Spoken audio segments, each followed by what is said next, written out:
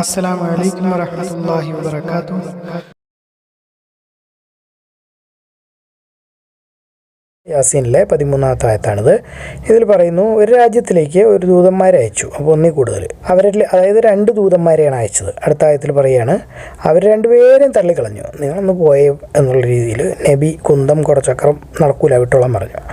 അങ്ങനെ അപ്പോൾ അള്ളാഹു 3-മതൊരു നബി ഇറക്കി ആ നാട്ടിൽ സപ്പോർട്ട് ചെയ്യാൻ വേണ്ടിയിട്ട് ഈ 2 പേർക്കും. എന്നിട്ട് ആ നബി പറഞ്ഞു, ഞങ്ങളെല്ലാവരും നിങ്ങളുടെ അടുത്തേക്ക് നിയോഗിക്കപ്പെട്ടവരാണ്, അതായത് ഞങ്ങൾ നബിമാരാണ് എന്നവർ പറഞ്ഞു.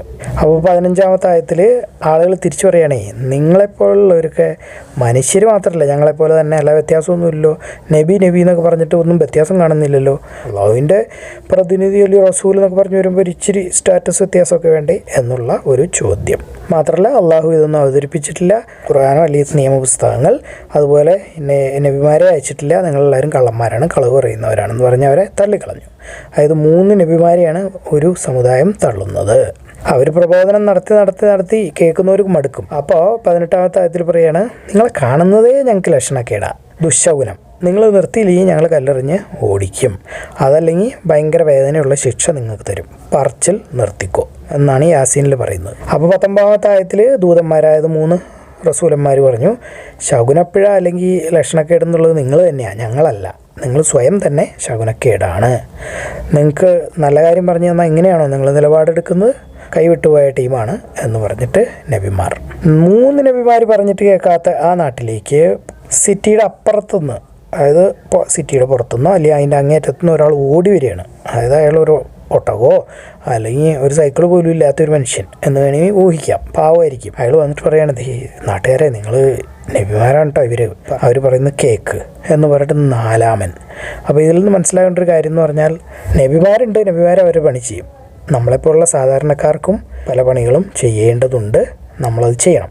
അപ്പോൾ അതായത് ഈ സാധാരണക്കാരനായ മനുഷ്യൻ വന്നിട്ട് പറയുകയാണ്, ഈ നബിമാരാണ് ഇവർ പറയുന്നത് നിങ്ങൾ കേക്ക്, അതാണ് നിങ്ങൾക്ക് നല്ലത് എന്ന് പറയും. കാരണം നബിമാരുടെ ലക്ഷണം എന്ന് പറയുന്നത് അവർ പ്രതിഫലം ചോദിക്കാറില്ല.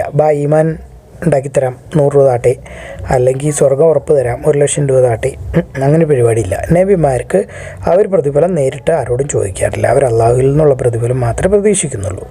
അവർ സന്മാർഗം പ്രാപിച്ചവരാണ്. അതായത് നമുക്ക് കണ്ടറിയാം അവർ തെറ്റുകളൊന്നും ചെയ്യുന്നില്ല എന്നും ചെയ്യുന്ന മുഴുവൻ നല്ല കാര്യങ്ങളാണെന്നും ഒക്കെ ആ നാട്ടിലുള്ള എല്ലാവർക്കും കാണാം. അങ്ങനെയുള്ള നബിമാരെയാണ് പിന്തുടരേണ്ടത്. ഇതാണ് നബിമാരുടെ ലക്ഷണം.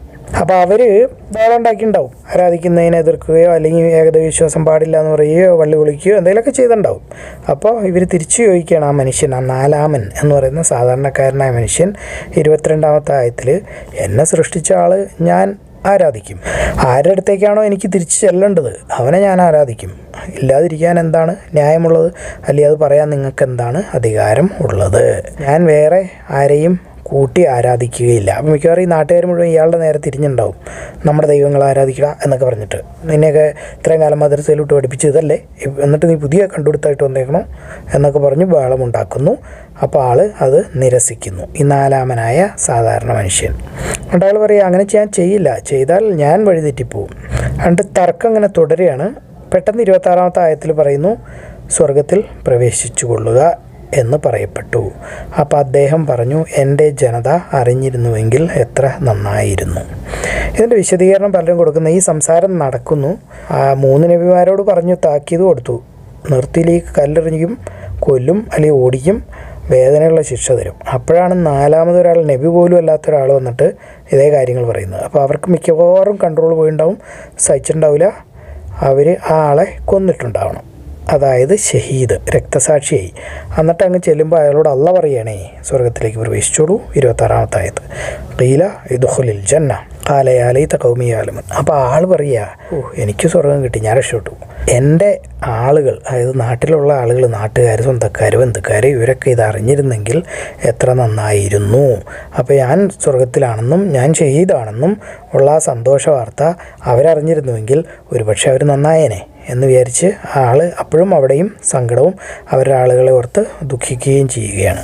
എന്തറിഞ്ഞിരുന്നെങ്കിൽ എന്നാണ്, എൻ്റെ രക്ഷിതാവ് എനിക്ക് പുറത്തു തന്നു, എന്നെ ആദരിച്ചു, അതായത് ഷഹീദന്മാരുടെ കൂട്ടത്തിൽ കൂട്ടി, പിന്നെ വലിയ കൂട്ടങ്ങളിൽ എന്നെ ഉൾപ്പെടുത്തി, ഭയങ്കര സ്റ്റാറ്റസ് തന്നു. ഇതൊക്കെ അറിഞ്ഞിരുന്നുവെങ്കിൽ എൻ്റെ ആൾക്കാർ നന്നായേനെ. 27-ാമത്തെ ആയത്ത്. കണ്ട അള്ളാഹ് പറയാണ് ശിക്ഷകളെ പറ്റിയിട്ട്. അതായത് ആ മനുഷ്യനെ കൊന്നുണ്ടാവും, നബിമാരെയും ചിലപ്പോൾ കൊന്നുണ്ടാവും. അപ്പോൾ 4 പേരെയും കൊന്നു നമുക്കവിടെ ഊഹിക്കാം.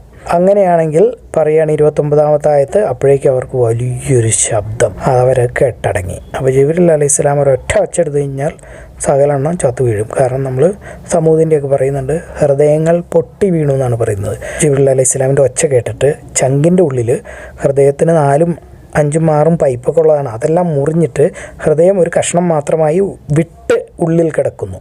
അതുപോലത്തെ ഒരു ശിക്ഷയാണ് ഇവർക്ക് കൊടുത്തത്. ഒരൊറ്റ ശബ്ദം അവരെല്ലാം ചത്ത് കെട്ടടങ്ങി. അവിടെ അനക്കമില്ല, ഈച്ച അനങ്ങാത്തൊരു നാട്.